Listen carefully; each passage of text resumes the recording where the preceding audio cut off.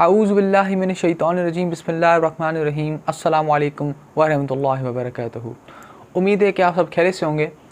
मैं फरहान अली आप सबको दी केस इस्लाम में खुशामदीद कहता हूँ।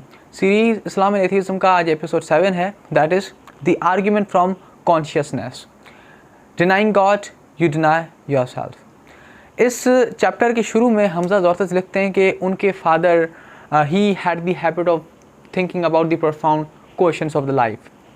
तो एक दफ़ा वो एक डिस्कशन में कहीं इन्वॉल्व हुए जहाँ पर ये डिस्कस हो रहा था whether we have the reasons to believe in the divine or not. तो उनके फादर ने इंटरप्ट करके उन लोगों को कहा कि denying God you deny yourself. तो हमजा लिखते हैं कि शुरू में तो उन्हें यानी कि ये बात समझ ना आई कि इसकी यानी ये क्या मायने है, लेकिन बाद में after some decades he understood कि उसके जो फादर थे he was referring to the phenomenal consciousness. Basically phenomenal consciousness ये होती है हमारे अंदर एक इनर सब्जेक्टिव एक्सपीरियंस है, एक कॉन्शियस स्टेट है जो कि हम फील करते हैं, और इसी कॉन्शियसनेस की वजह से हमारे अंदर पेन, प्लेजर, मेंटल इमेज इन सब की एबिलिटी पैदा होती है। तो ये जो कॉन्शियसनेस है ये हमारी इनर सब्जेक्टिव एक अवेयरनेस है कि हम कौन हैं और व्हाट वी फील।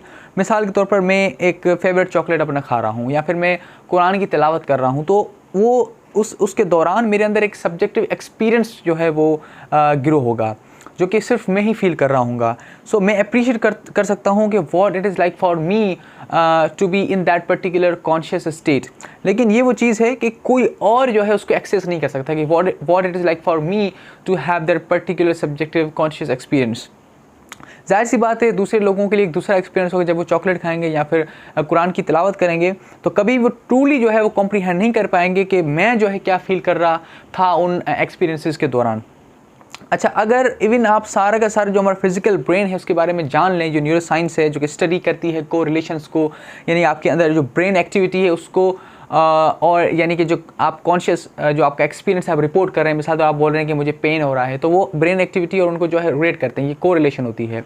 तो इवन अगर हम सारा का सारा ये जान भी लें पूरा न्यूरो साइंस, फिर भी जो है वी कैन नॉट नो कि what it is like for the participants to have that particular subjective conscious experience. Even आपको फर्स्ट हैंड आप डेटा भी देते हैं किसी को, न्यूरो साइंटिस्ट को, आप डिस्क्राइब करके अपना सब्जेक्टिव एक्सपीरियंस, लेकिन फिर भी जो है वो नहीं बता पाएंगे कि आपके लिए वो क्या है फील करना वो पर्टिकुलर चीज़। मिसाल के तौर पर आप कहते हैं कि पेन है, प्लेजर है, तो ये जो वर्ड्स हैं पेन, प्लेजर, ये सारे के सारे क्या हैं? Words, they are the vehicles for the meaning और द एक्सपीरियंसेस। कोई भी जो है, लेकिन हमें जो है वर्ड से ऊपर उठकर उन एक्सपीरियंसेस को फील करना है जो कि कोई और जो है आपके अलावा नहीं कर सकता। ठीक है, यानी कि अभी हम ये करेंगे जो फर्स्ट पर्सपेक्टिव आपका है चीज़ों का एक्सपीरियंस करने का, वो कोई थर्ड जो साइंस लैंग्वेज है वो नहीं कर सकती।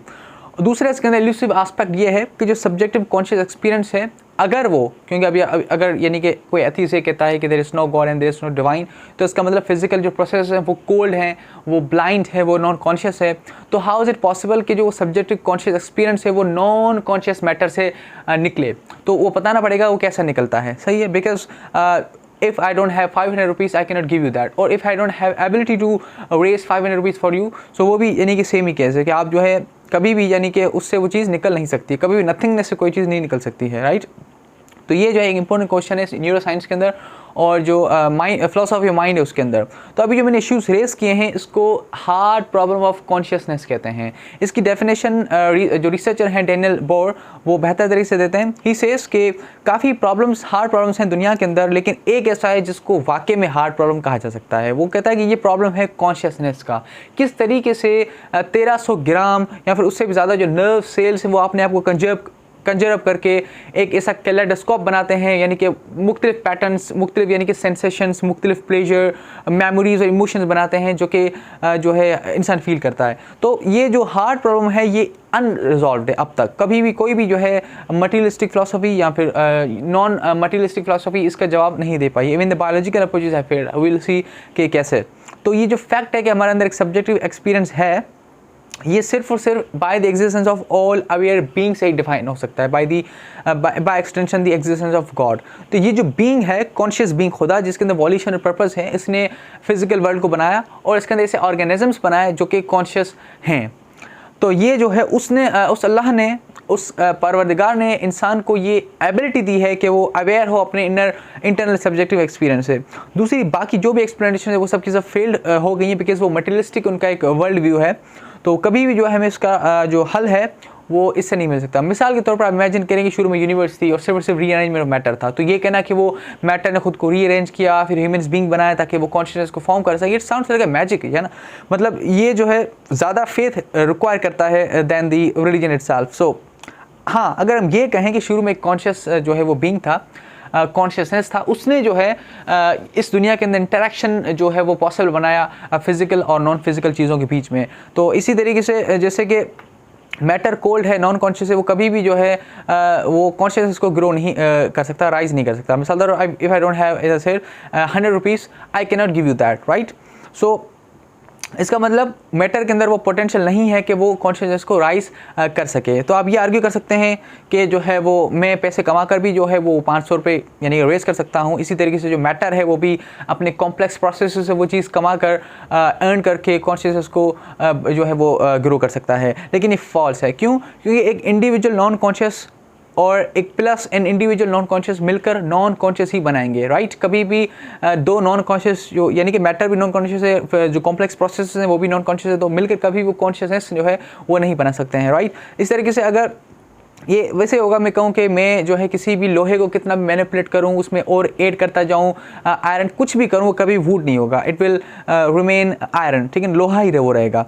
तो ये जो जो एपिसोड है इसके अंदर हम देखेंगे कि हम we will deconstruct the popular explanations जो कि यानी कि इस कॉन्शियसनेस को एक्सप्लेन करने के लिए आई थी, लेकिन कोई भी जो है अपार्ट फ्रॉम द थियस्टिक अप्रोच यानी कि रिलीजियस अप्रोच इस चीज़ को एक्सप्लेन नहीं कर पाया है। तो ये जो इशू ऐसा नहीं कि कोई साइंस जो है कभी एक लम्हे के अंदर इस क्वेश्चन को सॉल्व कर लेगी, क्योंकि ये जो है साइंस से बियॉन्ड है स्कोप, सही है ना। क्योंकि मैंने कहा कि अगर हम सारा का सारा ब्रेन के बारे में जान भी लें और हम इंसिस्ट करें बायोलॉजिकली मेंटलिस्टिक यानी कि इंटरप्रिटेशन ऑफ दी कॉन्शियसनेस को, तो हम कभी भी जो है इस हार्ड प्रॉब्लम ऑफ कॉन्शियसनेस को जो है वो आंसर नहीं कर पाएंगे। हम अभी फाउंडेशनल फिलोसफी की बात कर रहे हैं, ठीक है।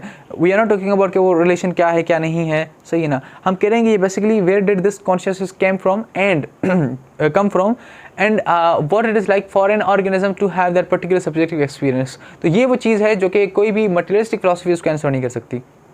Okay, so now will talk more about this hard problem कि ये है क्या। तो ये ऐसा प्रॉब्लम है जो कि अभी तक एकेडमिक्स जो हैं उनके लिए अनसॉल्वेबल रहा है। क्यों?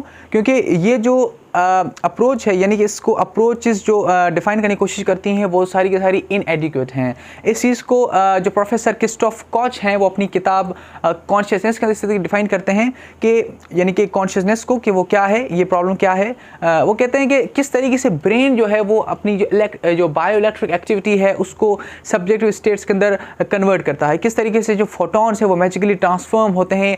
हमारी जो यानी कि एक सोचने की परसेप्शन की सलाहियत है, ये जो नेचर है the relationship of the nervous system और हमारे जो कॉन्शियस यानी कि एक स्टेट है, ये जो रिलेशनशिप ये इल्यूसिव है और अब तक जो है अनरिजॉल्व्ड है। तो ये एक्सप्लेन करना, वो आखिर में कहते हैं कि explaining how a highly organised piece of matter can possess an interior subject perspective has daunted the scientific method which in so many areas has proved immensely fruitful। तो ये अभी तक साइंस नहीं बता सकती कि कैसे जो है एक हाईली ऑर्गेनाइज्ड जो मैटर है, मादा है, उसके अंदर ये सब्जेक्टिव जो पर्सपेक्टिव है ये ग्रो हो सकता है। तो ये वो चीज़ है जो कि साइंस भी जो है इसका जवाब नहीं दे पाई है। विल सी के वाई। तो ये जो अनरिजॉल्व प्रॉब्लम्स हैं ये कभी भी सॉल्व नहीं हो सकते even if we know all the makeup physical makeup of our brain. और जो है हम ये भी यानी कि जान नहीं सकते हैं किस तरीके से, इवन अगर हम जान भी लें कि ये को रिलेट कैसे करते हैं, हमारे जो कॉन्शियस स्टेट है और जो ब्रेन एक्टिविटी है वो किस तरीके से को रिलेट करते हैं। मिसाल के तौर पर मैं पेन फील करता हूँ तो मेरी ब्रेन एक्टिविटी मुझे इंडिकेट करेगी that I am experiencing a pain. We are not denying कि जो है इन दोनों के बीच में एक रिलेशनशिप है, but it's just a relationship, ठीक है। फिजिकल जो ब्रेन है और जो कॉन्शियसनेस है they are not the same thing, right. इसको हम इस तरीके से कह सकते हैं कि जो ब्रेन है हमारा वो कार है और जो कॉन्शियसनेस है वो यानी कि वो ड्राइवर है। तो अगर जो है कार नहीं है, ब्रोकन है, तो ड्राइवर जो है कुछ नहीं कर सकता। इस तरीके से इफ़ जो है ड्राइवर ही नहीं है तो कार जो है कभी भी मूव नहीं कर सकती। So they both are different but we can say they are independent in some way as well. तो ये जो प्रॉब्लम्स हैं कि क्यों जो है ब्रेन और जो कॉन्शियसनेस है ये दोनों डिफरेंट चीज़ें हैं, इसका जो आंसर जो देने की कोशिश की गई इस प्रॉब्लम को the hard problem of consciousness कहते हैं।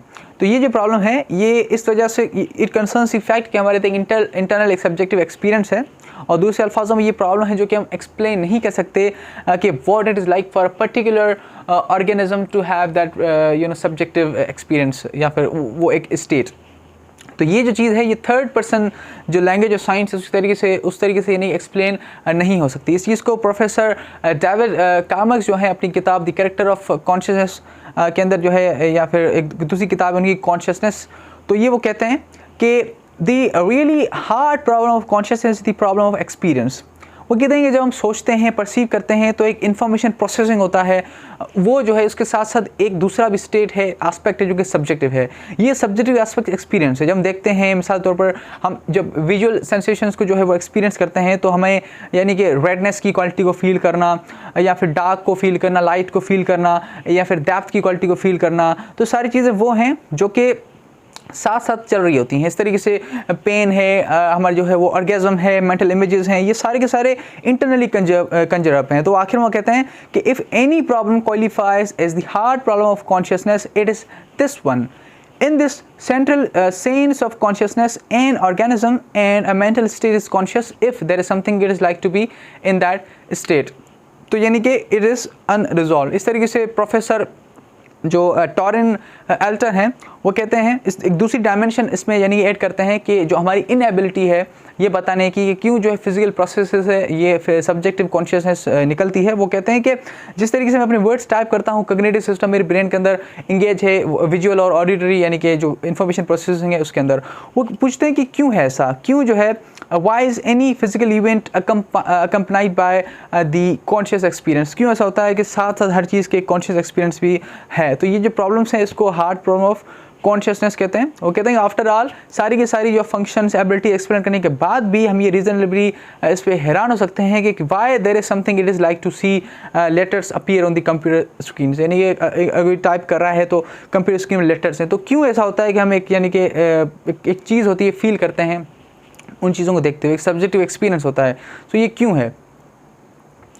तो इस पे जो है मतलब मैं आपको एक सिंप्लीफाई करूँ बात जो अभी डेफिनेशन मैंने आपको दी है कि अगर आप एक स्ट्रॉबेरी खा रहे हैं तो एक न्यूरो साइंटिस्ट ये बता सकता है आपकी ब्रेन एक्टिविटी को यानी कि देख कर उसको स्टडी करके कि आप कुछ खा रहे हैं, या फिर ये बता सकते हैं कि आप फ्रूट खा रहे हैं, लेकिन they can never tell us why what you feel like यानी कि उस एक्सपीरियंस के दौरान what it is like for you to have that particular subjective experience।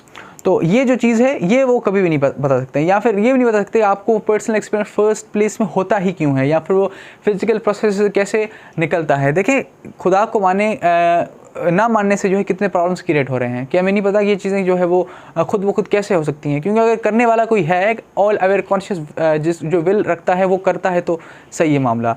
हमने एपिसोड 3 के अंदर देखा था कि रीज़न किस तरीके से अनजस्टिफाई हो रहा है अंडर एथियज़म, क्योंकि उस पर वो तो ब्लाइंड है, तो ब्लाइंड चीज़ें कैसे एक मेंटल इंसाइट की तरफ जो लेके जा सकती हैं। हाँ, अगर कोई एक पावरफुल हस्ती है जो कि अपनी विल से जो है इन चीज़ों को मामला कर रही है, एक डायरेक्शन दे रही है, सो दैट इज़ कॉम्प्रिहेंसिव। लेकिन उसके अलावा ये सारी चीज़ें जो है वो मतलब स्ट्रेंज और मिरेकल काइंड ऑफ अलग रही हैं। अच्छा, अब मैं कुछ फेल्ड अप्रोचेस को एड्रेस करना चाहूँगा जो कि इस पर्पज़ के लिए आई थी कि वो इस प्रॉब्लम को यानी कि एक्सप्लेन करें, लेकिन they all failed in that their purpose. So सबसे पहले जो अप्रोच है उसको कहते हैं बायोलॉजिकल अप्रोचेस। इसमें जो सबसे टॉप नाम है जैसे कि क्रिस्टोफर कॉच और जो फ्रांसिस क्रिक की थ्योरी है न्यूरोबायोलॉजिकल थ्योरी ऑफ कॉन्शियसनेस, इस तरीके से global workplace theory and the जो थैलामोटिकल बीइंग थ्योरी, सो ये बाइंडिंग थ्योरी, ये सारी जो है थ्योरीज है बायोलॉजिकल अप्रोचेस हैं। अब ये टाइम नहीं है कि सबकी हम टेक्निकलिटीज़ और शॉर्ट कमिंग्स को जो है वो एक्सप्लेन करें। इन सारों की एक फ़िलोसॉफिकल इम्प्लीकेशन है, लेकिन कोई भी इनमें से एडिक्वेटली एक्सप्लेन नहीं कर सकती इस कॉन्शियसनेस को। So they are not comprehensive in addressing this problem. तो जो प्रोफेसर डेविड कार्मक्स हैं वो इन सारी अप्रोचेस को एड्रेस करते हैं और कहते हैं कि अपनी किताब जो इनकी है द कैरेक्टर ऑफ कॉन्शियसनेस, तो उनके वो कहते हैं कि 5 पैरेलल स्ट्रेटजीज हैं इसको एक्सप्लेन करने की। वो कौन सी है? सबसे पहले तो ये किया जाए कि इसको एक्सप्लेन करने की कोशिश की जाए, लेकिन वो कहते हैं अभी रिसर्चर्स इस चीज़ को एडमिट करते हैं कि ये जो प्रॉब्लम है it's very difficult for now. तो इस तरीके से कॉच जो है अपने एक पब्लिश्ड क्रिस्टोफ कॉच, तो वो जो है अपने पब्लिश इंटरव्यू में इस बात को एडमिट करते हैं। वो कहते हैं कि well let's forget about the real difficult aspects like this subjective feelings. वो कहते हैं कि इनकी शायद कोई साइंटिफिक सॉल्यूशन ना हो। The subjective state of play, of pain, of pleasure, of seeing blue, of smelling a rose, there seems to be a huge jump between the materialistic level of explaining the molecules and neurons and the subjective level। वो कहते हैं कि materialistic जो approach है वो fail है इस चीज़ को एक्सप्लेन करने में। So this is a point to be noted. वो कहते हैं सेकेंड स्ट्रेटजी ये है कि हम इस चीज़ को डिनाई करें कि कॉन्शियसनेस जो है वो एग्जिस्ट ही नहीं करता। We are just zombies with we are just biological robots, I have the illusion of free will, और ऐसा कोई मामला नहीं है। तो ये इग्नोर करता है प्रॉब्लम को, रीडिफाइन करता है कि हम ह्यूमन्स क्या होते हैं humans. So it also is ludicrous to deny the subjective experience, क्योंकि हर कोई इसको यानी कि एक्सप्लेन करता है, एक्सपीरियंस करता है। थर्ड स्ट्रेटजी ये है कि जो ब्रेन के फिजिकल प्रोसेसेस हैं उसको समझकर हम इस प्रॉब्लम को एड्रेस करें, ठीक है। लेकिन मिसाल के तौर पर हम इन सारे यानी कि जो फिजिकल केमिकल प्रोसेस हैं उसको समझ भी लें, फिर भी इट डज़ नॉट एड्रेस कि what it is like for a particular organism to have a particular conscious state, right. तो इसके अलावा जो कॉन्शियस एक्सपीरियंस है वो किस तरीके से जो है वो इमर्ज आउट हो जाता है without giving us any physical explanation. तो प्रॉब्लम जो है कभी भी इसके अंदर आंसर नहीं होता। फोर्थ स्टेज ये है कि हम एक्सपीरियंस के स्ट्रक्चर को जो है एक्सप्लेन करें, इस तरीके से हम जो है इस सवाल का जवाब दे सकते हैं। लेकिन ये स्टेज हमें नहीं बताती कि क्यों जो है जो एक्सपीरियंस है वो फर्स्ट प्लेस में एग्जिस्ट करता है। So just by explaining the structure of the experience हम कभी भी नहीं बता सकते कि किसी के लिए कोई चीज़ एक्सपीरियंस करना कैसे होता है from the third perspective. Fifth one is जो स्ट्रेटजी है वो ये है कि हम जो सबस्ट्रेट है, जो अंडरलाइंग बेसिक आइडिया है कॉन्शियसनेस का, इसको आइसोलेट करें। मतलब जो कुछ सर्टेन प्रोसेस को समझकर जो यानी कि एक न्यूरल एक्टिविटी है बेसिस है उसको आइसोलेट करें जो है कॉन्शियसनेस से या एक्सपीरियंस से। तो ये भी है हमें कभी भी नहीं बता सकती कि what it is like for an particular organism to have a subjective conscious state, right.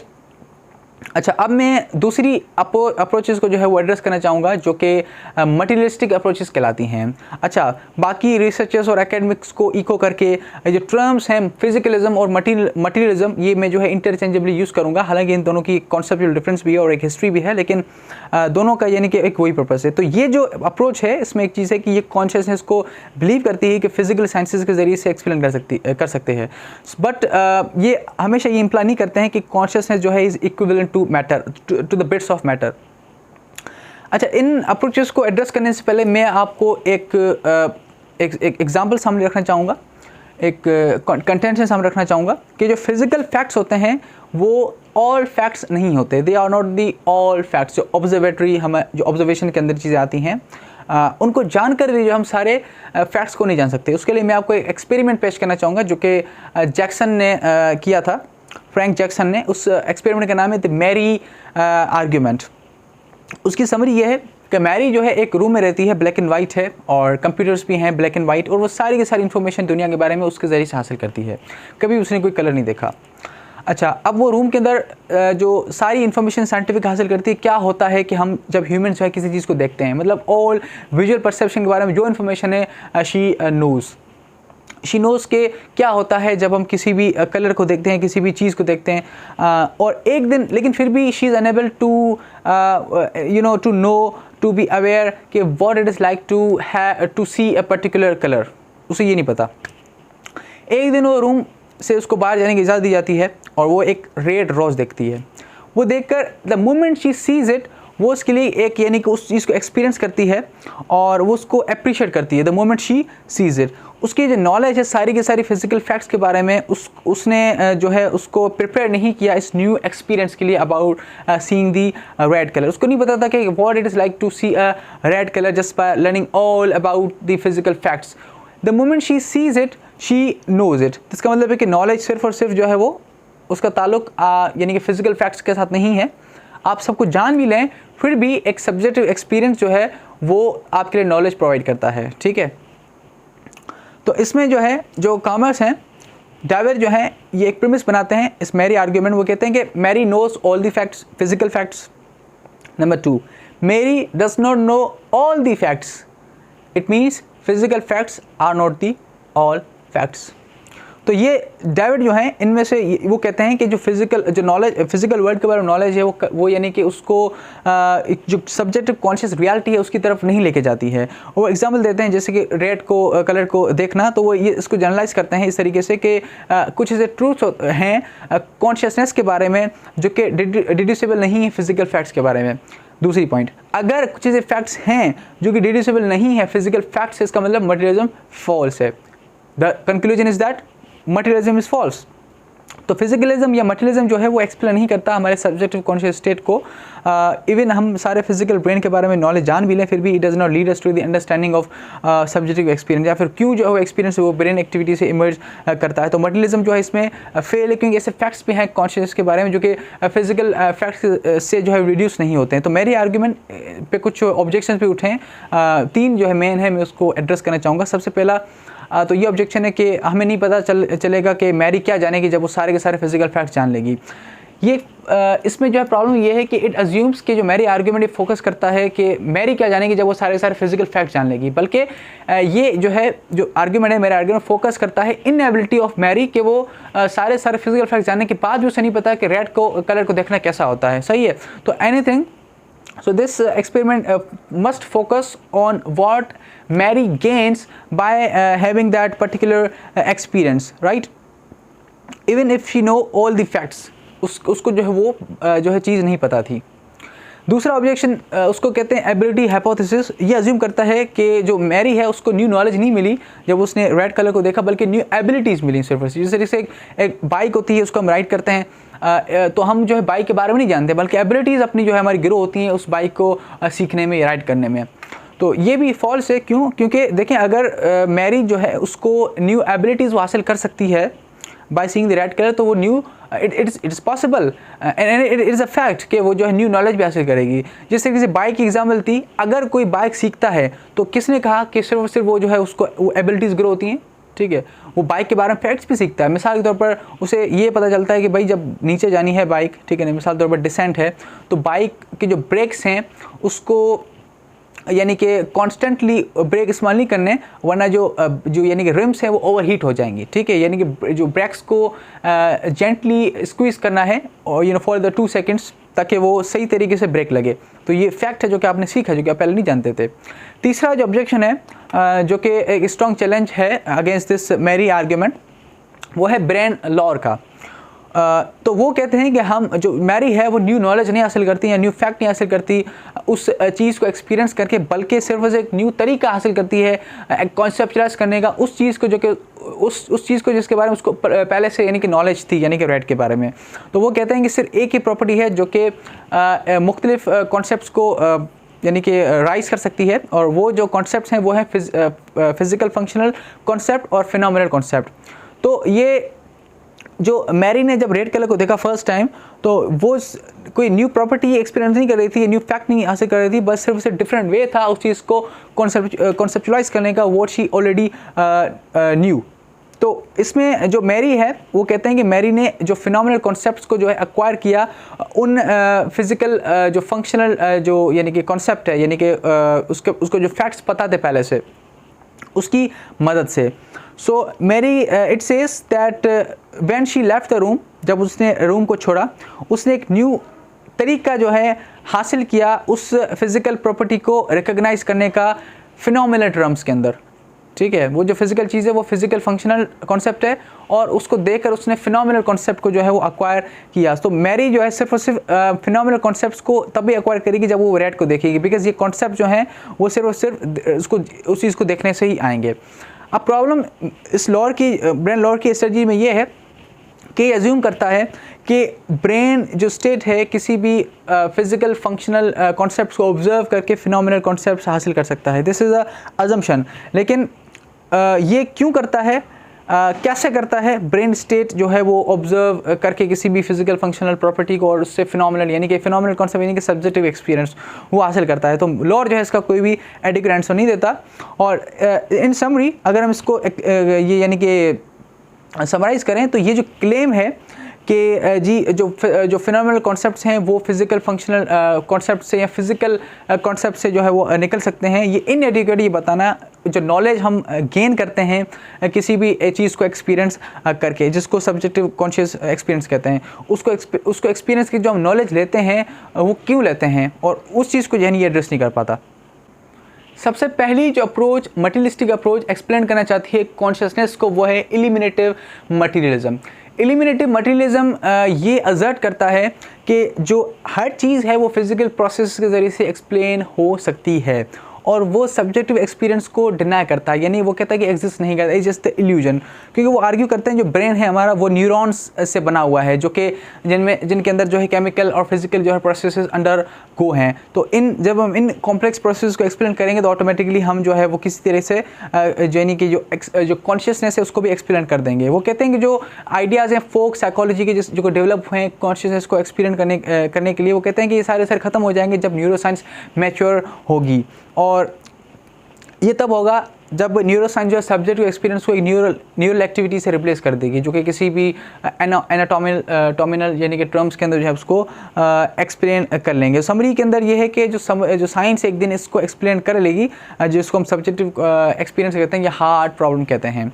तो इसको इको करके कुछ फिलोसोफर, एनालिटिकल फिलोसोफर जैसे कि जो पैट्रिशिया चर्चलैंड है, शी आर्ग्यूज़ के हिस्ट्री ऑफ साइंस को वो कोट करती हैं कि काफ़ी प्रॉब्लम्स थे हिस्ट्री के अंदर जो कि मिस्ट्री थे, और उसको हमने डीमिस्टिफाई कर लिया, जो कि हार्ड प्रॉब्लम कहलाते थे, लेकिन we ultimately solve them. So the reason जो कि वो पुट करती हैं वो ये है कि हम ऐसा नहीं कह सकते कि जो है प्रॉब्लम कभी सॉल्व नहीं होंगे, ठीक है।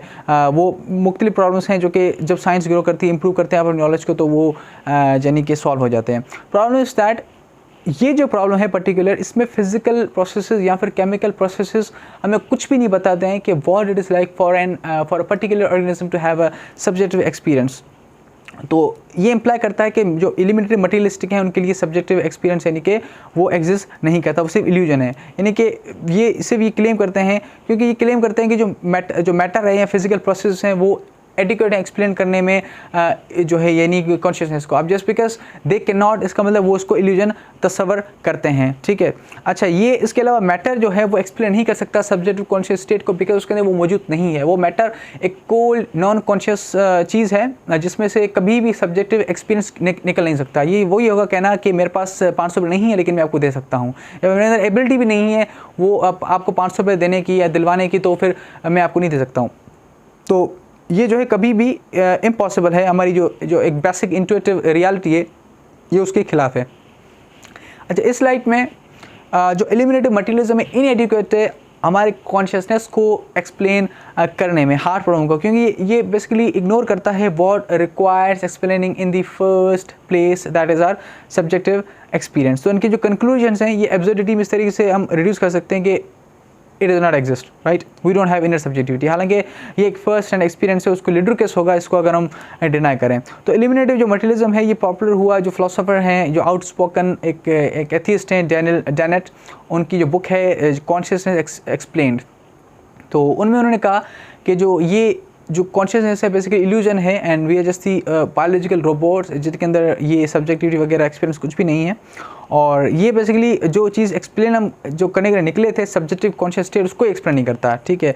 और इसके जो क्रिटिसिज्म हुआ है, बहुत ज़्यादा क्रिटिसिज्म हुआ इस बुक पे, और इस क्रिटिसिज्म को कहते हैं कि मल्टीपल ड्राफ्ट्स थ्योरी, जिसको जो प्रोफेसर एंटी रेवेंस को है अपनी बुक दी कॉन्शियसनेस के अंदर एक्सप्लेन करते हैं इस तरीके से कि डैनियल की जो थ्योरी है हैज़ बीन हैवीली क्रिटिसाइज, क्योंकि ये रीडिफाइन करती है कॉन्शियसनेस को इस तरीके से कि टर्म का मीनिंग ही तब्दील हो गया, जो ओरिजिनली वो सेट करने के लिए जो है एक्सप्लेन करने के लिए निकली थी। उसकी जो किताब है वो लिखते हैं 1991 के अंदर कॉन्शियसनेस एक्सप्लेन्ड, लेकिन इसको इस तरीके से महसूस कर सकते हैं, इसका टाइटल होना चाहिए कॉन्शियसनेस एक्सप्लेन्ड अवे, यानी कि लोग ये पढ़ने के लिए समझने के लिए आए थे कि उनको एक्सप्लेनेशन मिलेगी फिनोमिनल कॉन्शियसनेस की, क्वाइलिया की या फिर सब्जेक्टिविटी की, लेकिन डैनेट जो है उसको डिसमिस करता है सिर्फ इल्यूजन कहकर। तो ये प्रॉब्लम है, इस वजह से जो है एलिमिनेटिव मटीरियलिज्म फेल्स।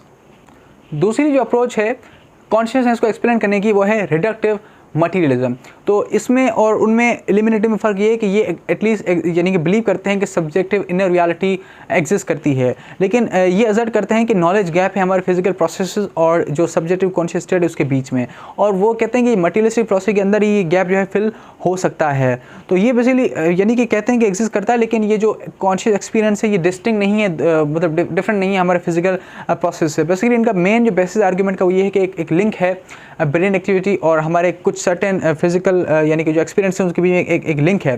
तो इस वजह से हम जो हमारी ये कॉन्शियसनेस है सब्जेक्टिव इनर रियलिटी है उसको रिड्यूस कर सकते हैं टू द फिजिकल प्रोसेसेस। तो reductive materialism they accept that subjective conscious exist करता है, लेकिन उसको सिर्फ फिजिकल ब्रेन हैपनिंग्स की जो माइंड है यानी कि न्यूरल केमिकल एक्टिविटी उसमें जो है वो रिड्यूस करते हैं। तो हालांकि ऐसा कोई भी तरीका नहीं है जिस तरीके से हम जो है वो अपने जो कॉन्शियसनेस है उसको रिड्यूस करें यानी कि न्यूरल केमिकल एक्टिविटी या फिर किसी भी फिजिकल चीज़ की तरफ। तो वो ये कहते हैं कि जो जिस तरीके से बाकी जो हीट को हम एक वक्त आएगा कि एक काइनेटिक जो मीन्स है एनर्जी की उसमें रिप्लेस होगी, इस तरीके से जो लव है उसको हम किसी न्यूरोकेमिकल इक्विवेलेंट से जो है उसको रिप्लेस कर सकते हैं। इन इस सेंस ये है कि वो कहते हैं कॉन्शियसनेस है वो is nothing but the complex set of neural activities हमारे ब्रेन के अंदर। तो ये व्यू इनएडिक्वेट है explain to explain our subjective experience. The reason is that कि इस अजम्पशन में बेस करता है कि सब्जेक्टिव एक्सपीरियंस रियल है, लेकिन हम इसको फ्यूचर में एक्सप्लेन करेंगे जब साइंस डेवलप होगी। तो ये science of the fallacy argument इसको हम कह सकते हैं, because it does not solve the hard problem of consciousness. क्योंकि इम्पॉसिबल ये जानना कि what it is like for an organism to have a subjective experience. सिर्फ और सिर्फ कुछ न्यूरॉन फायरेंस को जो है वो एक्सप्लेन करते हैं। जो just like the eliminative materialist ये जो है कभी भी इस प्रॉब्लम को सॉल्व नहीं करते हैं। जो इस चीज़ को प्रोफेसर रेमंड इस तरीके से एक्सप्लेन करते हैं, वो कहते हैं कि स्टिल इट सीम्स क्लियर कि न्यूरल फायरिंग्स और एक्टिवेशंस और डी एक्टिवेशंस के बारे में बात करना या फिर ऑसिलेटरी सिंक्रोनी के बारे में जो है बात करना, ये उस तरीके से नहीं है जिस तरीके से हम बात करते हैं पेन के बारे में, सेंसेशन के बारे में और प्लेजर के बारे में, पैशनेट इमोशंस के बारे में, इनर थॉट्स के बारे में। कभी भी कहता है कि वो नहीं हो सकता, राइट। तो सबसे पहले what is being left out first and foremost वो ये है कि हमारे सब्जेक्टिव एस्पेक्ट है मेंटल स्टेट का, इवेंट्स का, वो है जो कि अभी तक अनसॉल्व्ड है, राइट। तो डिफरेंस दोनों के बीच में यही है कि वो जो एलिमिनेटिव मटीरियलिज्म है वो at the first place deny करती है सब्जेक्टिव स्टेट को, लेकिन वो कहते हैं कि ये इल्यूजन है और इसके मुताबिक जो हमारे कॉन्शियसनेस है सिर्फ और सिर्फ न्यूरॉन फायरिंग है। और जो रिडक्टिव मटीरियलिज्म है ये कहते हैं कि एग्जिस्ट करता है मटीरियलिज्म, लेकिन मतलब it is nothing more than the physical मतलब जो एक्टिविटी हमारे ब्रेन के अंदर, दोनों जो है वो फेल हैं इस चीज़ को एक्सप्लेन करने में। थर्ड और ज़्यादा यानी कि मैं कहूँगा कि इलॉजिकल वो है बिहेवियरिज्म। बिहेवियरिज्म ये कहता है बेसिकली ये भी कॉन्शियसनेस को जो है वो फिजिकल स्टेट से इक्विवेलेंट करता है और ये रिजेक्ट करता है, डिनाई करता है सब्जेक्टिव कॉन्शियस स्टेट को, बिकॉज इट असर्ट्स कि consciousness is related with how we behave rather than what we are. मतलब ये हमारी इसको रियलिटी नहीं कहता है। वो कहता है कि बिहेवियर्स कहते हैं कि पर्सन के अंदर एक सर्टेन कॉन्शियस स्टेट है, अगर वो वेरीफाई हो सके उसके बिहेवियर से। मिसाल के तौर पर सुजैन पेन में है, ठीक है ना, और तो अगर वो यानी कि उसका जो रोना है, रोना ये एक फ़िज़िकल चीज़ है, वो अगर रोती है तो फिर यानी कि उसके अंदर पेन है, ठीक है ना। लेकिन इट फेल्स टू अंडरस्टैंड कि हम अपने बिहेवियर को बिना शो करे भी कॉन्शियस एक्सपीरियंस रख सकते हैं। जिस तरीके से डेविड लर्न है वो ये आर्ग्यू करते हैं कि वी कैन नॉट डिसमिस कि हमारे अंदर कॉन्शियस एक्सपीरियंस मौजूद है और ये हमेशा जो है लाजमी नहीं कि वो रिवील हो सके हमारे बिहेवियर से। तो बिहेवियरिज्म जो है वो एक कॉन्शियस स्टेट को आइडेंटिकल कर देते हैं फिजिकल स्टेट में। और प्रॉब्लम इस अप्रोच में ये है कि इट इग्नोर्स कि जो कॉन्शियस स्टेट है वो बेसिकली बिहेवियर को कॉज करता है, बिहेवियर कॉन्शियस स्टेट को कॉज नहीं करता। मिसाल के तौर पर अगर ये जो पेन है सूजन के अंदर, ठीक है, जो कि उसको आउच कहने पर या फिर एक रोने पर या कोई और, तो वो मजबूर करता है, ना कि जो है वो आउच है जो कि उसको जो है मजबूर करता है यानी कि पेन की तरफ लेके जाता है। तो पेन और आउच आइडेंटिकल नहीं है, they are both different things, ठीक है। तो बिहेवियर के जरिए से हम उसको कभी एक्सप्लेन नहीं कर सकते हैं। एक दूसरी अप्रोच है फंक्शनलिज्म। फंक्शनलिज्म ये असर्ट करता है कि जो कॉन्शियसनेस है ये एक्सप्लेन हो सकता है by the functions and roles it plays, right. जिस तरीके से एक ऑर्गेनिज्म के अंदर से एक सेट ऑफ रिलेशन होता है, ठीक है, कंप्यूटर की तरह, कंप्यूटर प्रोग्राम की तरह। फंक्शन बेसिकली क्या है, फंक्शन रिलेशन होता है इनपुट का, मेंटल स्टेट का और आउटपुट का। मिसाल के तौर पर आप एक बस को देखते हैं, वो आ रही है, ये आपका क्या है, इनपुट है। और अगर आप यानी कि आपको डर लगता है कि बस मिस ना हो जाए, ये है आपका मेंटल स्टेट। और अगर आप उसकी तरफ भागते हैं बस की तरफ, ये आपका आउटपुट है, सही है। तो अगर हम इन चीज़ों को फंक्शनल्स ये कहते हैं कि जो कॉन्शियसनेस है वो कंप्यूटर प्रोग्राम की तरह आइडेंटिकल है, जो कि मुख्तलिफ जो कॉम्प्लेक्स प्रोसेस हैं ब्रेन के, उससे निकलते हैं। तो फंक्शनलिज्म ने काफ़ी ऑब्जेक्शन फेस किए हैं, उनमें से एक ये है कि जो फंक्शन जो यानी कि ये एड्रेस नहीं करता सब्जेक्ट कॉन्शियस स्टेट को, क्योंकि ये चीज़ फंक्शनली जो है हम एक्सप्लेन नहीं कर सकते हैं। मतलब ये ऐसा नहीं है कि हम सारे के सारे रिलेशन जान लें इनपुट आउटपुट और मेंटल स्टेट के बारे में। Still we will not know कि what it is like for a particular organism to have that particular state of fear, ये हम नहीं जान सकते, ठीक है। They will experience. मिसाल के तौर पर एक बंदा है, ठीक है, वो कुत्ते को देख रहा है, इसका इनपुट है, उसको फियर हुआ, ये मेंटल स्टेट है, और वो डक करता है, भागता है, कुछ प्रोटेक्ट करता है खुद को, ये उसका आउटपुट है। लेकिन ये सारी चीज़ें जानने के बाद we are no more closer to the understanding कि what it is like for that person to have that mental state. तो ये जो है यानी कि हम मेंटल स्टेट को जान भी लें कि मेंटल स्टेट किस तरीके से रिलेट करती है इनपुट आउटपुट से, ये हमें अंडरस्टैंडिंग नहीं देता कि what it's like to be in that particular mental state. So मुख्तलिफ एकेडमिक्स ने जो है इसको इन बुनियाद पर रिजेक्ट किया है। अब है इमर्जेंट मटीरियलिज्म।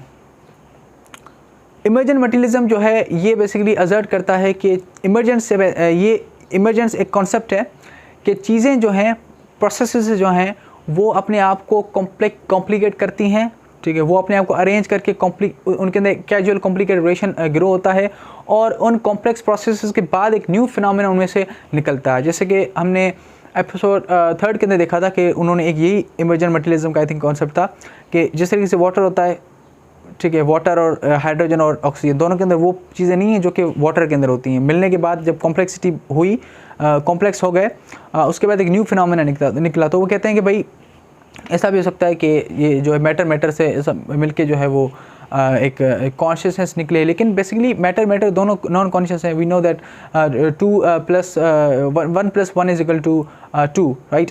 तो यानी कि अगर दो मैटर मिल भी जाए नॉन कॉन्शियस, तो कभी भी जो है कॉन्शियसनेस की तरफ हमें नहीं ले जा सकते हैं। इसमें 2 टाइप्स हैं इमर्जेंट मटीरियलिज्म, एक है वीक फॉर्म, दूसरा है स्ट्रॉन्ग फॉर्म। वीक फॉर्म ये असर्ट करता है कि हमने जब सारे के सारे फिजिकल प्रोसेस को समझ लिया तो हम इस प्रॉब्लम को रिजॉल्व कर लेंगे। तो ये बेसिकली शायद एक्सप्लेन कर ले कि कॉन्शियसनेस जो है वो फिजिकल प्रोसेस एंड इमर्ज कैसे होता है, ठीक है। तो वी आर नॉट डिनाइंग कि इसका एक फिजिकल बेस है, लेकिन कभी भी इट डज़ नॉट फॉलो कि हमें इसका इल्म हो जाएगा कि what it is like for an organism to have that particular subjective state. ये हम जो है चीज़ नहीं जान पाएंगे। तो क्या मिस्ट्री जो है कॉन्शियस एक्सपीरियंस की वो सॉल्व हो जाएगी जब हमने जान लिया कि किस तरीके से जो है वो जो कॉम्प्लेक्स प्रोसेस चीज़ें जो है इमर्ज होती हैं। तो अगर ये ऐसा होता है तो इसका मतलब हम जो पहली जो चीज़ है जो एक्सप्लेन करने निकले थे उसको हम डिनाई कर रहे हैं। क्या कि what is like for a particular organism to have a subjective mental state।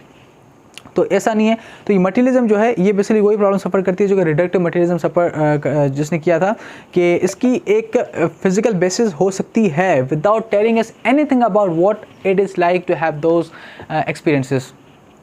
एक दूसरा वेरिएंट है इसका वीक मटीरियलिज्म का, वीक इमर्जेंट मटीरियलिज्म का, कि जी हम कभी भी जो है सारे के सारे फिजिकल प्रोसेस जान नहीं पाएंगे। और अगर ऐसा होता यानी थियोरेटिकली सपोजिशन में अगर ऐसा होता कि हम सारे के सारे ये मामले जान पाएँ तो हो सकता है कि हम उसको एक्सप्लेन कर लें। तो यही मामला है कि what do you think is more rational, एक ऐसी अप्रोच जो कि ज़्यादा रैशनल है या फिर ऐसी अप्रोच जो कि कोई भी एक्सप्लेन नहीं करती है। हम देखेंगे किस तरीके से थियस्टिक अप्रोच ज़्यादा एक्सप्लेन बेटर तरीके से करती है इस चीज़ को कि इसकी फाउंडेशन कॉन्शियसनेस की क्या है, ठीक है। याद रखें अभी हम किसी साइंटिफिक क्वेश्चन को एड्रेस नहीं कर रहे हैं, ठीक है। अभी हम सिर्फ फाउंडेशन एड्रेस कर रहे हैं कि कैसे कॉन्शियसनेस जो है उस फिजिकल वर्ल्ड के अंदर आ सकता है। स्ट्रॉन्ग फॉर्म जो है इमर्जेंट मटीरियलिज्म की वही असर्ट करती है कि जो सब्जेक्टिव कॉन्शियसनेस है ये एक नेचुरल फिनोमेना है और कोई भी फिजिकलिस्ट थ्योरी जो कि उसको एड्रेस करने की कोशिश करेगी वो बियॉन्ड दी ह्यूमन इंटेलेक्ट होगा। वो कहते हैं कि ये जो फॉर्म है इमर्जेंस का ये आर्ग्यू करता है कि हम एक न्यू फिनोमेना दे सकते हैं फ्रॉम यानी कि एक्स फ्रॉम दी वाई, ठीक है, विदाउट इवन नोइंग कि वो जो फिनोमेना है वो वाई से कैसे निकला, एक्स जो है वाई से कैसे निकला, ठीक है। तो एक जो ऑब्जेक्शन है वो ये है, यानी वो कहते हैं कि जो गैप होगा वो तब भी हमारे अंडरस्टैंडिंग अंदर रहेगा, ठीक है, लेकिन हम फिजिकल कॉम्प्लेक्स फिजिकल प्रोसेस के जरिए वो चीज़ जो है निकाल सकते हैं। तो ये अप्रोच है एक्सप्लेन नहीं करती हार्ड प्रॉब्लम ऑफ कॉन्शियसनेस, क्योंकि एडमिट करती है कि इट जस्ट हैपन्स, मतलब इट इज़ इक्विवेलेंट टू से कि बस ये होता है, ठीक है, without giving us any explanation about it. तो क्या ये पॉसिबल है कि हम कॉम्प्लेक्स प्रोसेस को जानें और वो गैप रहे लेकिन फिर भी जो है हमें कुछ उसके बारे में पता ना चले, ठीक है।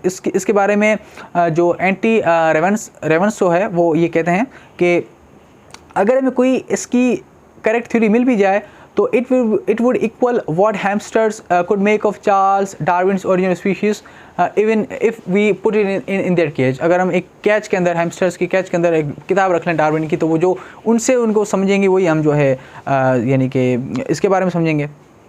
तो ये एडमिट करता है कि ये जो है वी आर जो इस चीज़ को एक्सप्लेन करने के लिए ये जो अप्रोच है ये भी इनएडुकेट है, और जो है ये मिस्ट्री, इस चीज़ को ऐसे करना बस मिस्ट्री है, और इसका कोई भी यानी कि ये it does not prevent any rational mind to accept that this approach does not explain anything. अब इसमें एक सवाल आता है कि क्या साइंस इवेंचुअली इस चीज़ को एक्सप्लेन कर लेगी। देखिए अभी जो हमने मटेरियलिस्टिक अप्रोच देखी, इसके अंदर मेन जो आर्ग्यूमेंट ये था कि भाई साइंस एक दिन कर लेगी, साइंस दिन कर लेगी, ठीक है। हालांकि ये देख रहे हैं साइंस की हिस्ट्री, तो देखो साइंस ने किन चीज़ों को एक्सप्लेन किया है, ठीक है। साइंस हमेशा science only deals with what can be observed, right. वो ये जो कॉन्शियसनेस का मामला है ये beyond the scope of science है, क्योंकि साइंस सिर्फ ऑब्जर्वेशन से जो है वो डील करती है। तो हिस्ट्री ऑफ साइंस आप पढ़ेंगे या फिर फिलोसफी ऑफ साइंस पढ़ेंगे, आपको पता चलेगा कि हमेशा साइंस की जो प्रीवियस सक्सेस है वो ऑब्जर्वेबल डेटा के बेस पर ही कोई नई थ्योरी बनाई है, कोई प्रिसिजम बनाया है। लेकिन ये जो मामला है ये साइंस से दूर है, क्योंकि साइंस अपनी अटेंशन को जो है वो फोर्स करती है to restrict to the problems जो कि ऑब्जर्वेशन जो है वो सॉल्व कर सकते हैं। हालांकि ये इम्पॉसिबल है कि हम किसी सब्जेक्ट एक्सपीरियंस को ऑब्जर्व करें फ्रॉम दी यानी फर्स्ट पर्सपेक्टिव को फ्रॉम एनी थर्ड पर्सपेक्टिव, कभी भी हम ये जो नहीं कर सकते, क्योंकि साइंस जो है इस सब्जेक्टिव कॉन्शियसनेस को जो है वो एड्रेस नहीं कर सकती। इससे पहले मैं आपको बताया कि अगर हम सारे के सारे ब्रेन के बारे में जान भी लें फिर भी हम इस प्रॉब्लम को एड्रेस नहीं कर पाएंगे, तो क्योंकि ब्रेन एक्टिविटी इंडिकेट करती है कि समथिंग इज हैपनिंग, ठीक है, और वो कब होता है, लेकिन ये नहीं बता सकती कि what it is like for organism to have that particular यानी कि एक्सपीरियंस। सही है। तो आज से अगर 10 साल के बाद कोई ऐसी साइंटिफिक थ्योरी आती है जो कि एक्सप्लेन करना चाहती है कॉन्शियसनेस को, फिर भी जो है ये डिटरमाइन कर पाएगी कि what it is like to have that subjective experience, या फिर क्यों जो है वो जो सब्जेक्टिव एक्सपीरियंस है वो फिजिकल प्रोसेस से निकलता है। सही है, क्योंकि ये चीज़ जो है वो दूर है साइंस के स्कोप से। इस तरीके से इसको न्यूरो फिजियोलॉजिस्ट जो हैं जिनका नाम है जॉन सी एक्लिस, वो इसको एक्सप्लेन करते हैं, कहते हैं कि आई मेंटेन कि जो ह्यूमन मिस्ट्री है is incredibly demeaned by the scientific reductionism with its claim in promissory materialism, ठीक है, ये उन्होंने एडमिट किया है। अच्छा, अब जो थर्ड अप्रोच है जो कि कॉन्शियसनेस को एक्सप्लेन करना चाहती है लेकिन कर नहीं पाती, वो है नॉन मटेरियलिस्टिक अप्रोचेस। ये अप्रोचेस एटलीस्ट एडमिट करती हैं कि कोई चीज़ मैटर से ज़्यादा है, यानी वो चीज़ है जो कि थियज़म और यानी कि पर्टिकुलर इस्लाम जो है इसको एडॉप्ट करता है, रिकग्नाइज करता है। तो वो यानी कि हम मैटर और एनर्जी से जो है वो कुछ ज़्यादा है, यानी कि स्पिरिचुअल कंपोनेंट है जो कि हमारी एग्जिस्टेंस से जो है वो जुड़ा हुआ है। तो इसमें लेकिन ये जो स्ट्रेटजीज हैं इनमें मसला ये है कि ये एक्सप्लेन करने की कोशिश करती हैं कॉन्शियसनेस को विदाउट यानी कि referring to the existence of God, that's why they all fail. तो अभी जो है हम इनको क्रिटिसाइज करेंगे और देखेंगे किस तरीके से थियज़म जो है वो हमें प्रोवाइड करता है rational way of experiencing the consciousness. सबसे पहला जो इसके अंदर नॉन मटेरियलिस्टिक अप्रोच है वो है सब्सटेंस डुअलिज्म। सब्सटेंस डुअलिज्म ये एक व्यू है कि ये दो चीज़ें डिफरेंट हैं, मतलब जो कॉन्शियसनेस है और जो ब्रेन स्टेट है दे आर बोथ डिफरेंट, एक फिजिकल है एक नॉन फिजिकल है, और ये सब्सटेंसेस फंडामेंटली आपस में इंडिपेंडेंट हैं। तो ये हमारे कॉन्टेक्स्ट ऑफ डिस्कशन के अंदर ये यानी कि दोनों एक सब्सटेंसेस से नहीं है बल्कि एक मटेरियल है दूसरा इमटेरियल है, और फिर भी वो आपस में इंटरैक्ट करते हैं। तो ये जो कॉन्शियसनेस का एक यानी कि मतलब एक्सप्लेनेशन है इंट्यूटिव इन अ सेंस कि इसमें ये एडमिट किया जाता है कि जो कॉन्शियस स्टेट्स हैं वो फिज़िकल स्टेट यानी कि की तरफ लेके जाती हैं, कॉज करती हैं। जैसे कि मिसाल के तौर पर अगर आपको मतलब इंटरनल डिप्रेशन है तो आपको एंग्जाइटी अटैक हो सकता है, ठीक है। कॉन्शियस स्टेट है जो कि फिजिकल स्टेट की तरफ लेके गया। इससे ऐसा भी हो सकता है कि फिजिकल स्टेट जो है वो can cause the conscious state. मिसाल के तौर पर आपने जो है वो अपने जो है हेड को बम्प किया दीवार पर, तो आप जो है आपको पेन हुआ, तो ये फिजिकल स्टेट जो है उसकी तरफ लेके गया, ठीक है। तो ये भी है, लेकिन इसके अंदर की ऑब्जेक्शन जो है वो ये किया गया सब्सटेंस डुअलिज्म पर कि अब चूँकि कॉन्शियस स्टेट्स और जो हमारा यानी कि ब्रेन है ये रेडिकली डिफरेंट है, तो ये जानना कि वो कैसे आपस में इंटरेक्ट करते हैं ये इम्पॉसिबल है, ठीक है। और इसको जो है कहते हैं इंटरेक्शनिस्ट प्रॉब्लम।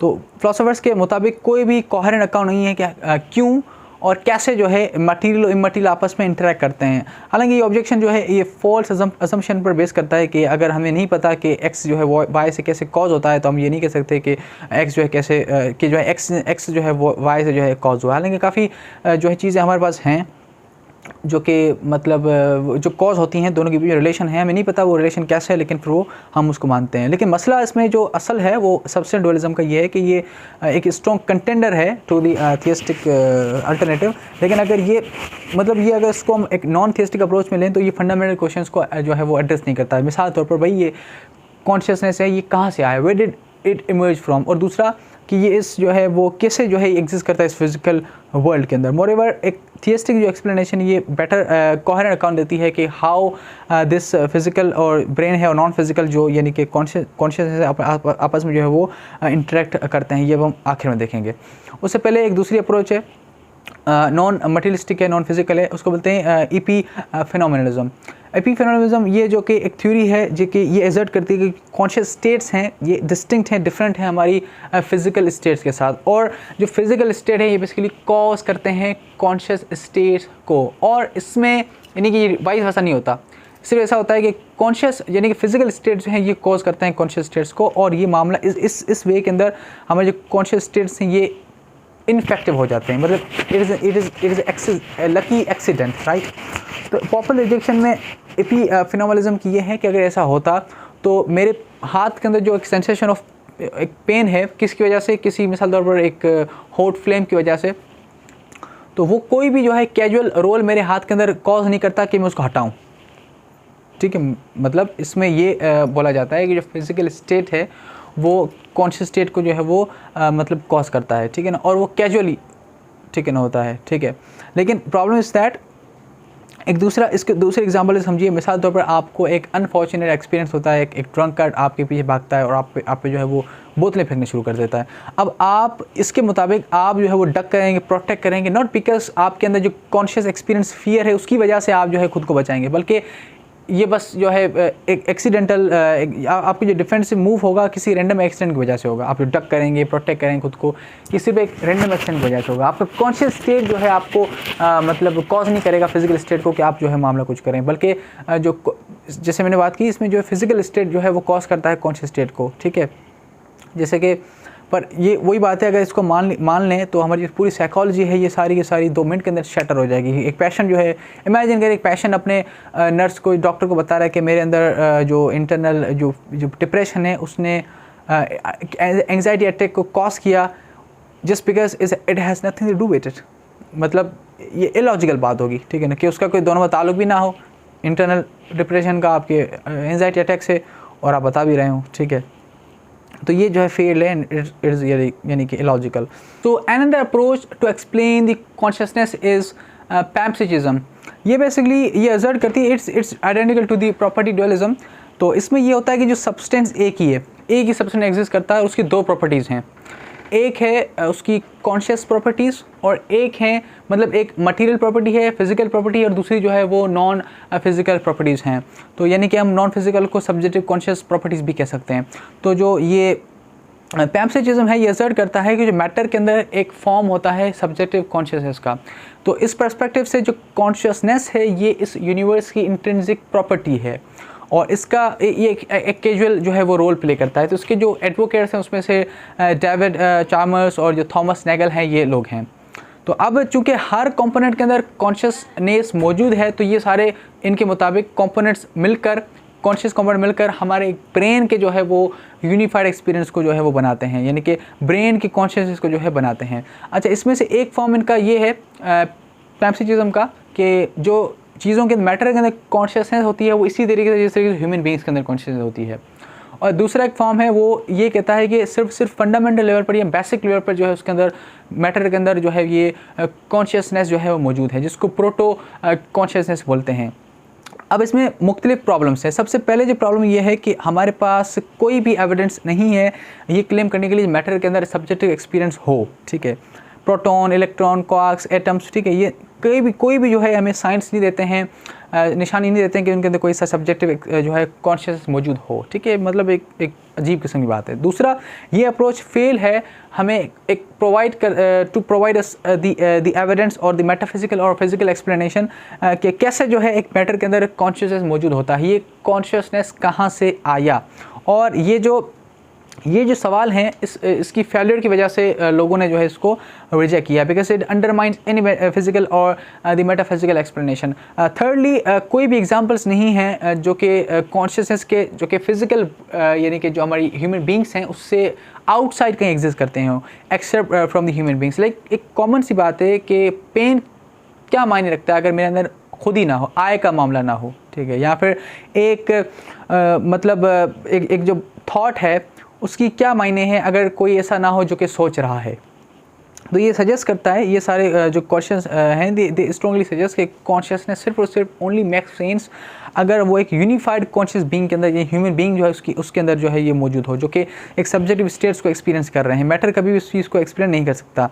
और जो ये उसके किस तरीके से हम कह सकते हैं कि यूनिफाइड जो कॉन्शियस बीइंग है, मतलब जैसे ह्यूमन बींग्स के एक्सपीरियंस होते हैं, वो इमर्ज हो सकते हैं मुख्तलिफ पीसेज ऑफ मैटर से जिनके अंदर जो है ये सब्जेक्टिव कॉन्शियसनेस मौजूद है, और कैसे ये जो है दूसरी चीज़ पीसेस आपस में मिक्स होकर किस तरीके से जो है अरेंज हो सकते हैं एक यूनिफाइड जो है वो एक्सपीरियंस के अंदर। तो हमारे जो कॉन्शियस एक्सपीरियंसेस हैं अगर उससे रिजल्ट होते many components of the consciousness, मतलब मैटर के अंदर जो होता है फिजिकल पार्ट्स के अंदर जो कि ब्रेन को बनाते हैं, तो हमारे जो एक्सपीरियंस है वो इनकोहेरेंट होता और लेस यूनिफाइड होता।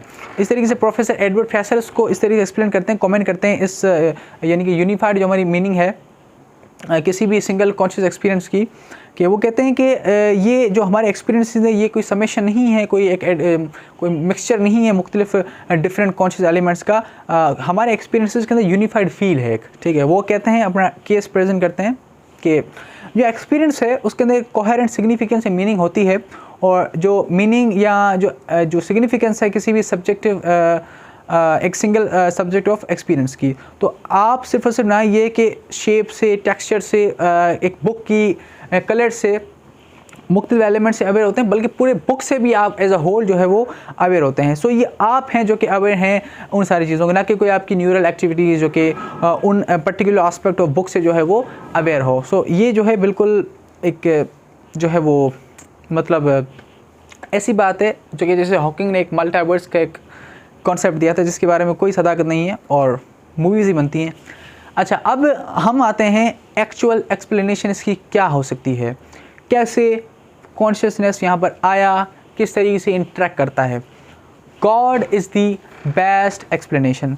हम कैसे एक्सप्लेनेशन करते हैं कॉन्शियसनेस की इन सारे एग्जिस्टिंग व्यूज़ के अंदर, क्योंकि ये सारे जो फेल हैं किसी यानी कि इस अप्रोच को एड्रेस करने में।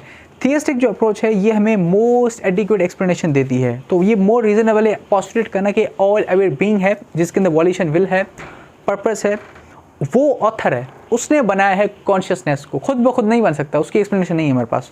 3 रीजन्स हैं कि क्यों खुदा जो है वो बेस्ट एक्सप्लेनेशन है। सबसे पहले कि इस सवाल का जवाब देता है कि कोई भी हमारे जो एग्जिस्टिंग व्यूज़ हैं वो जवाब नहीं दे पाता, ठीक है, कि कॉन्शियसनेस कहाँ से आया। इस चीज़ को प्रोफेसर जेपी मॉर्लैंड इस तरीके से एक्सप्लेन करते हैं कि ये कभी भी जो है हमारे नेचुरल फिजिकल प्रोसेस के ज़रिए से निकल नहीं सकता। वो कहते हैं कि our knowledge of natural world would give us positive reason for not believing that the irreducible consciousness would appear in it. कभी भी नहीं हो सकता कि फिजिकल प्रोसेस के अंदर जो है कॉन्शियसनेस मौजूद हो। वो कहते हैं कि जो हमारा ज्योमेट्रिकल अरेंजमेंट है फिजिकल एंटिटीज़ की मुख्तलिफ स्पेशल जो डायमेंशंस हैं, स्ट्रक्चर्स हैं, वो हार्डली हमें जो है सफिशेंट हैं कि हम एक्सप्लेन करें इस कॉन्शियसनेस के जो है वो अपीयरेंस को, उसके जो है वजूद को। तो मसला ये है कि अगर मैटर और कॉन्शियसनेस दोनों डिस्टिंक्ट हैं तो ये फॉलो करता है कि कॉन्शियसनेस कभी भी जो है मैटर से नहीं निकल सकता। और अगर जैसे वो जो कॉन्सेप्ट में जो अप्रोच लास्ट में देखी कि अगर मैटर के अंदर कॉन्शियसनेस मौजूद है तो सवाल ये कि वो कहाँ से मैटर के अंदर वो सब्जेक्टिव जो कॉन्शियस एक्सपीरियंस राइज कैसे हुए, ठीक है, क्योंकि किसी करने वाले के बगैर तो ये इम्पॉसिबल है ना। तो इस फैक्ट को एक्सप्लेन करने के लिए कि सब्जेक्टिव कॉन्शियस एक्सपीरियंस एग्जिस्ट करता है, गॉड ने खुदा ने जो है इस कॉन्शियसनेस को बनाया होगा। It is far more coherent to postulate कि ऑल अवेयर कॉन्शियस जो है एजेंट है जिसने इस यानी कि कॉन्शियसनेस को जो है एक्सप्लेन करने के लिए। तो इस पर्सपेक्टिव से थियज्म जो है रिचर एक्सप्लेनेशन देता है। जेपी मॉर्लैंड कहते हैं कि जो मटेरियलिस्टिक और जो फिजिकलिस्ट अप्रोचेज हैं have no plausible way to explain the appearance of the irreducible genuine mental properties and events in the cosmos, ठीक है, when compared to the rich explanatory resources for the theism से के comparison में physical और materialistic philosophies हमें कोई भी जो है एक्सप्लेनेशन नहीं देती हैं। दूसरा रीज़न कि खुदा क्यों जो है वो बेस्ट एक्सप्लेनेशन है इस चीज़ की, वो ये है कि कैसे जो है कॉन्शियसनेस इस दुनिया में इंटर हुआ इस फिजिकल वर्ल्ड के अंदर। तो लोग सरप्राइज होते हैं अगर वो खुदा को ना माने, अगर सिर्फ और सिर्फ वो मतलब मादा परस्ती हैं कि किस तरीके से जो फिजिकल नॉन फिजिकल चीज़ यानी कि जैसे सोल है साथ वो इंटरेक्ट करती है फिजिकल वर्ल्ड के साथ। तो काइंड ऑफ एक मिरेकल जो है वो लग रहा होता है इनफैक्ट के जो फिजिकल जो एस्पेक्ट्स हैं ह्यूमन बींग्स हो गए या एनिमल्स हो गए, ठीक है, किस तरीके से उनकी बॉडी से जो है ये नॉन फिजिकल चीज़ इंटरेक्ट करती है। लेकिन थियज्म इसको पर नेचुरली जो है वो एक्सप्लेन करता है खुदा के कॉम्प्रिहेंसिबल विल और जो है डिवाइन एक्टिविटीज़ है, क्योंकि उनकी खुदा की जो है ख्वाहिश और डिवाइन एक्टिविटी की वजह से वो इंश्योर करता है कि इस एक दुनिया हो जिसके अंदर फिजिकल और नॉन फिजिकल चीज़ आपस में इंटरेक्ट करें। चार्ल्स टेलियाफेरो जो है इसको एक्सप्लेन इस तरीके से करते हैं।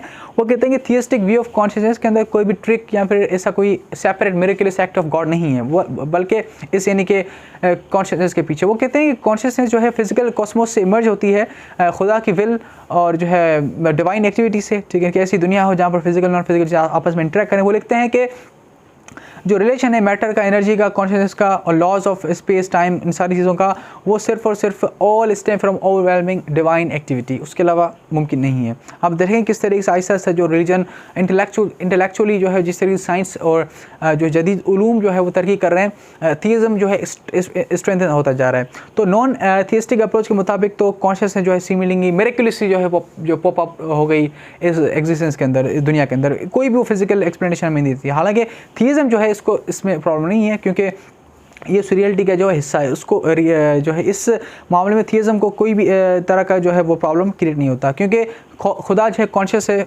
एवर लिविंग है, ठीक है, और ऑल अवेयर है। तो पॉसिबल है कि उसने ये दुनिया बनाई जहाँ पे फिजिकल बींग्स हों जो कि अपने ही यानी कि वो जो कॉन्शियस एक्सपीरियंस है उससे अवेयर हों। तो टेलियाफेरो उसको कंक्लूड करते हैं, वो कहते हैं कि वेंटेज point of fundamentally materialistic cosmology जो इमर्जेंस है जो कॉन्शियसनेस की वो स्ट्रेंज महसूस होता है। वो कहते हैं कि बस ऐसे लगता है कि देन अ मिरेकल हैपेंस, ठीक है, और वो कहते हैं कि इस लेकिन थियज्म के पॉइंट ऑफ व्यू से जो इमर्जेंस है कॉन्शियसनेस की वो एक ऐसी चीज़ है जो कि नेचुरल रियलिटी के अंदर डीपली रूटेड है।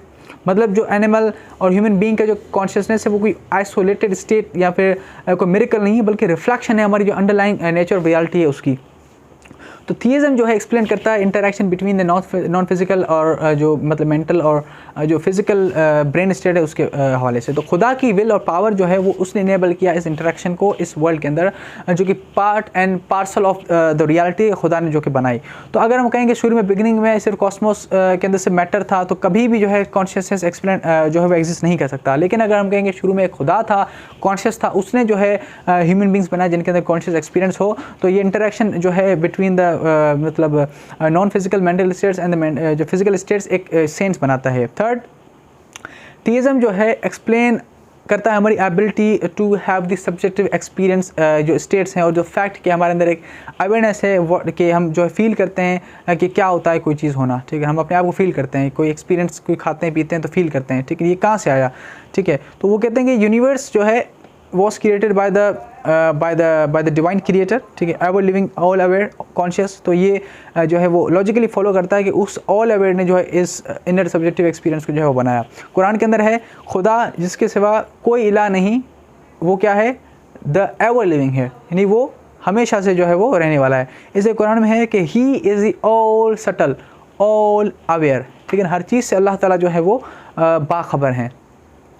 तो थियस्टिक जो एक्सप्लेनेशन है इमर्जेंस ऑफ दी कॉन्शियसनेस की, वो उसकी ग्रेटर यानी कि एक्सप्लेनेटरी पावर है सारी एक्सप्लेनेशन से जो कि हमने मतलब देखी हैं। देखिए अभी we are not denying usefulness of the biological neuroscience कि वो जो एक्सप्लेन करने की कोशिश करते हैं, ठीक है ना, वो अपने थियस्टिक कॉन्टेक्स्ट के अंदर चीज़ें जो है वो रिसर्चेस को कंटिन्यू कर सकते हैं और अमेजिंग इंसाइट जो है न्यूरो साइंस वगैरह वो दे सकती हैं। लेकिन बात यह है कि उससे पहले हमें अज्यूम करना होगा एक फिलोसॉफिकल थीसिस फाउंडेशन जो कि सिर्फ थियज्म हमें दे सकता है। नॉन थियस्टिक अप्रोच के अंदर ये चीज़ें एक्सप्लेन नहीं हो पा रही हैं। तो इन दैट सेंस जो हमारी जो अप्रोच है वो एक डुअलिज्म की है, इसको हम कह सकते हैं कि थियस्टिक डुअलिज्म। मतलब के प्रोजेक्ट्स जो है कंटिन्यू कर सकते हैं अपनी वो जो रिसर्च कर रहे हैं। तो जो थियस्टिक जो डुअलिज्म है बेसिकली मेटाफिजिकल थीसिस है जो प्रोवाइड करता है कॉम्प्रिहेंसिव एक्सप्लेनेशन, ठीक है। इसको प्रोफेसर टेलीफेरो इस तरीके से एक्सप्लेन करते हैं। वो कहते हैं I don't see why the brain sciences can not continue with its study of the psychophysical interaction. वो कहते हैं कि जो यानी कि इंटेग्रेटिव जो एक डुअलिज्म है ये साइंटिफिक हाइपोथेसिस नहीं है जो कि कॉम्पीट्स विद एनी साइंटिफिक क्लेम्स, सही है। मतलब हम अगर उस मेटाफिजिकल थीसिस को मानते हैं तो फिर हम अपनी बाकी भी चीज़ें जो है एग्जिस्ट कर सकते हैं। जैसे कि हमने बाकी चीज़ों में किया है कि भाई खुदा ने जो है इस कायनात को बनाया, लेकिन हम देखते हैं कि खुदा ने इसको कैसे बनाया, मैकेनिज्म उसका क्या था। लेकिन हम इसको अगर ये कहेंगे नहीं कायनात खुद ब खुद आई है तो ये एक बहुत जो है यानी कि प्रॉब्लम क्रिएट हो जाएगा हमारी बेसिक इंट्यूशन के खिलाफ, ठीक है ना। अज्यूम करना मानना पड़ेगा कि खुदा ने इसको बनाया। अब जो है ये आप जान सकते हैं कि हाउ ही मेड दिस, वो मैकेनिज्म उसको हम स्टडी करते हैं, दैट इज साइंस। तो लेकिन फाउंडेशन को आप जो हिट नहीं कर सकते, फाउंडेशन हिट करेंगे तो आपके लिए ही जो ये मसला हो जाएगा। तो खुदा का जो वजूद है ये रिक्वायर्ड है हमारे सब्जेक्टिव कॉन्शियस एक्सपीरियंस को एक्सप्लेन करने के लिए। इन एडिशन जो हार्ट प्रॉब्लम है ये जो है क्लियरली पॉइंट आउट करता है कि ऑल अवेयर बीइंग है जिसने सारी कायनात को बनाया, इस एबिलिटी को बनाया कि आप और मैं हमारे अंदर अवेयरनेस हो एक सब्जेक्टिव कॉन्शियस स्टेट को रखने की, ठीक है। तो ऐसा क्यों हुआ, क्यों हमारे अंदर ये सब्जेक्टिव जो है कॉन्शियस स्टेट गिरो होने लगा। अच्छा, अब इसमें हमजा आखिर में लिखते हैं कि कोई जो मुस्लिम रीडर है शायद वो ये पूछे कि मतलब ये जो एक्सप्लेनेशन है कॉन्शियसनेस की, सोल कहें, ठीक है, उसको स्पिरिट कहें, ये जो है इस्लामिक ऑर्थोडॉक्स के जो है खिलाफ है।